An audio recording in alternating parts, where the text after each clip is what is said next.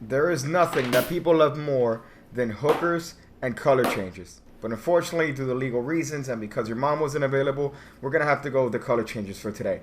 Luckily for me, I decided not to use those cancer decks anymore, so I'll be going with this lumberjack deck. Apparently it's limited edition, whatever the f that means. But I'll be using this deck today to teach you guys a very cool color change. I know there's about 1,000 different color changes in every single angle. Some that are easy, some that are hard as f. I'll insert an annoying montage here. F that. I went illusionist there for a second. So this color change, it looks a little bit like that. You just snap your finger over a card and it changes instantly. It's a color change that pretty much works really well from every single angle that you can possibly think of.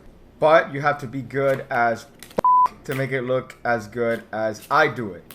To give you a hint as to how I do it, I'll show you how it looks like without the snapping in front of it. There you go. Did you figure it out? So pretty much what's happening is that you are letting air get between the cards and the deck, and that card is essentially going to do a flip.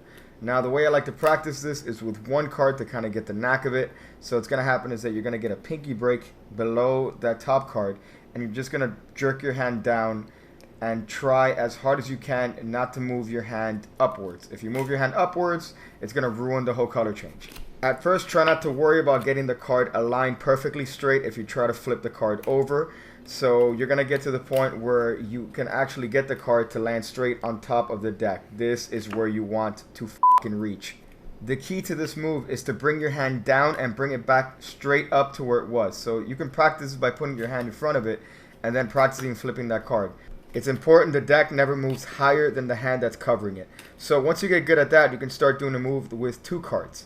It's the same exact move with 2 cards as it is with 1 card, but in this case, you're going to let more air get into the break by jerking your hand harder to make sure that the air penetrates the break and flips the card over for you. Now, of course, if you do the move in the open, it's going to look like hot shit. So you're going to need to snap your finger in front of the deck to cover the moment the cards actually do the flip. A quick trick I like to do to practice this move is by getting a single joker, snapping in front of it, and turning it into the 4 aces. Unless you're on the spectrum, you could figure out how I did this. Of course, there's a joker. I'm getting a break under 5 cards as opposed to 2 cards. And because of the thickness of the packet, it's about as thick as my dick, it pretty much allows for the cards to flip over easier. This is a good little trick to practice the actual flip move so that you could get used to the motion that you need for the actual color change. Once you start getting good at the move, you could do it with a brush, maybe. You could also do the move with an IKEA magazine. I've heard that that's a popular thing among the kids. Although my actual favorite variation is to do the move with a Stone Cold Steve Austin baseball cap. So there you go. I mean, it's a very knacky move, but I'm sure you guys enjoyed it very much once you get it right. Just practice a little jerking move as best you can. As a matter of fact, I'm going to go practice a jerking move right now. 2 pictures of Daniel Madison. When I see you again, when I see you again, when I see you again, when I see you again, when I see you again, when I see you again, when I see you again.